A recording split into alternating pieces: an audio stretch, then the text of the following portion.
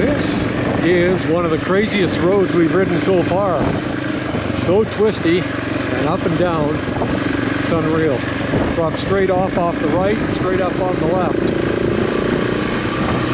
we have to be very careful, especially around these corners, because the big trucks come down and they take up a lot of room. But it's magnificent. Heading back up into the Andes. We're going to get to about 4,000 meters today. And then I'm going to get a room in Tequila.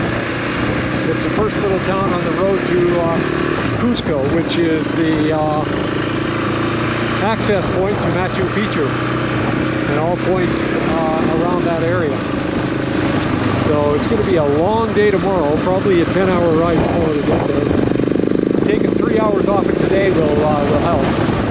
Oh, I just had to stop and have a look. I'm back up in the Andes again at about 2,500 meters. I may reach as high as 4,000 meters today. There's a huge lineup of trucks and cars stopped here.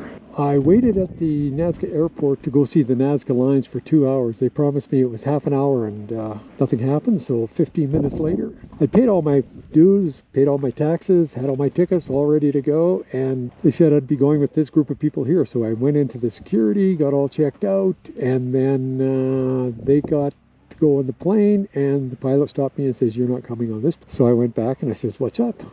Oh, he says, "Yeah, we're waiting for more people for you." Coming in a car on the Pan American Highway, they said they were stopped. They said 15, 20 more minutes, and they said, "You're going to go with these two people here." So I sat and chatted with these other two people, and they came and got them, and they went on a plane. I got up and stood up to go with them, and they stopped me at the security, said, "No, not you, sir. You're not going." So then I went back to the guy that I bought the ticket from and said, "What's happening?"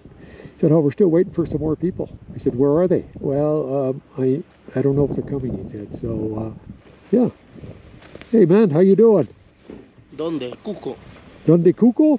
Well, to continue my story about the waiting in the airport to see the Nazca Lines, I waited for about 2 hours, and after the two people that I was supposed to go with went on the plane and I didn't get to go, I looked around, there was nobody left in the airport but me, and that's when I realized that I wasn't going to get on a plane that day. So I went back to the guy and said, "It's not going to happen today, so I want my money back." He says, "Well, maybe at 5, but it was only like 1:45 and I wasn't waiting another 3 hours." So, and he says, "Maybe tomorrow morning," and I said, "Nope, done, money back please," and got my money back and all my taxes I paid back, and I'm heading up into the Andes again to go see Machu Picchu. It's a 2-day ride from Nazca, so I'm going to stay at the first little town, Picchu, and then have a big day tomorrow, about a 10-hour day ride tomorrow to get to Cusco, which is a jumping off point for Machu Picchu, Ollantaytambo, and a few other ruins that I'd like to see. And then it's off to Lake Titicaca. This is 4,000 feet up into the Andes. We're on a very high plateau. It's all grasslands up here with a few peaks sticking up every now and again, but it is pretty flat. The road is straightened right out, and I'm making good time. So this is incredible up here. 4,000 feet, 4,000 meters, pardon me, not feet, 4,000 meters. We're high. There's a herd of llamas over there on the other side. There's probably 200 or 300 of them, all munching on the grass, or what grass is left up here. I'm at 4,350 meters above sea level. On that side, and again on this side, there's a few on this side as well. They're all over.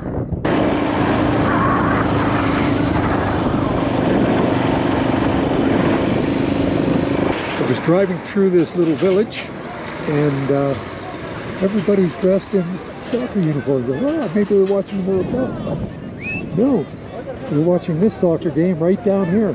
Must be an important match. There's a lot of people here watching. But it looks like a soccer tournament because there's whole teams sitting around watching this game. Look at this. We're riding in the bottom of the ravine that we descended into. Look at this canyon we're riding through. So narrow. This is pretty cool. I'm about 1/3 of the way to Cusco. been riding for about 3 hours, so it's going to be a long day. This is the road I'm riding right now. This is about half of it, but there's a great vantage point to see it from here. It just snakes its way back and forth up this mountain through the valleys, and it just keeps going. When I looked at Google Maps and it said 4.5 hours to go 200 kilometers, I said, why? So I expanded the map and looked at the road and I said, oh, that's why. Oh, I crested the mountain coming out of the little village I was in, and at 4,000 meters I started going down the other side, and this is the view I got. Glacier-covered mountains. Huge glacier up there. These are the glaciers that feed the Amazon River. This is a view down the other valley. Amazing. I'm riding right through these sawtooth mountains with the glaciers on top. I'm on my way to Cusco to see Machu Picchu, but this is what I have to ride through to get there. This is amazing.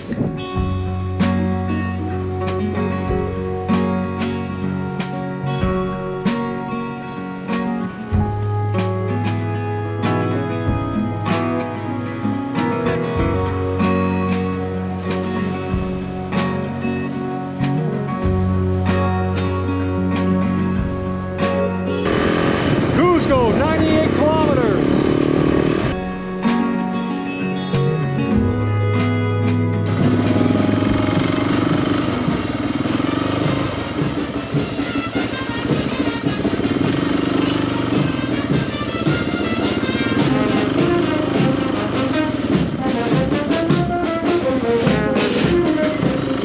Yeah, I'm in Cusco right now, and I'm walking down a really tiny street looking for a pizza stop.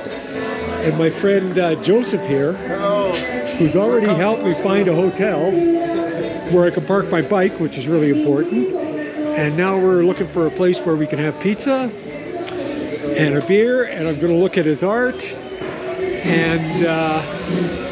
And we're also going to organize my visit to Machu Picchu with a friend of his. So it's been very fortunate for me to run into this wonderful young man. Check this out. This is where he brought me for pizza. Now there's a wood-fired oven in there where the pizza's going to be cooked. And this funky little place is amazing.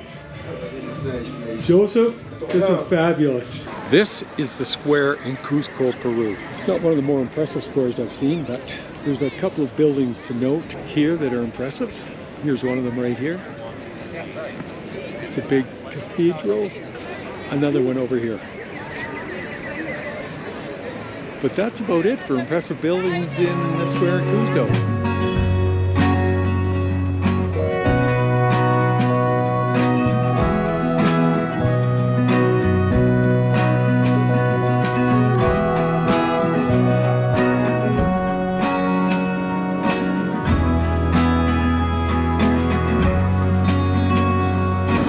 There was some bridge work being done on a bridge back there that the main highway was on, but it says there's another bridge about 5K up this road. We'll go up here and see what we find. Okay, here's the bridge that I'm supposed to take right here. Wow. Check this out. Oh boy. Wonder if the middle's safe. Looks good. Try it.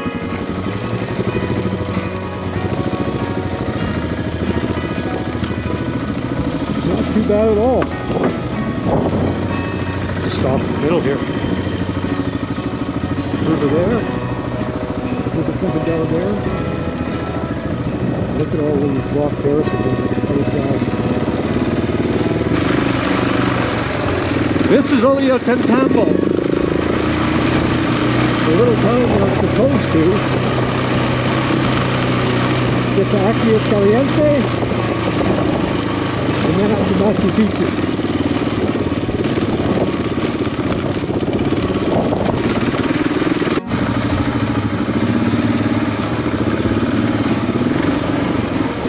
Well, this is about the coolest little town.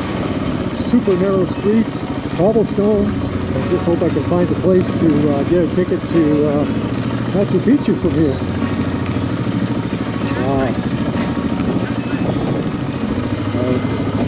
Here we are at the center square. Yes. Should be able to find something around here. Yeah, this is pretty cool. I'm in the main square of Ollantaytambo, about an hour and a half out of Cusco.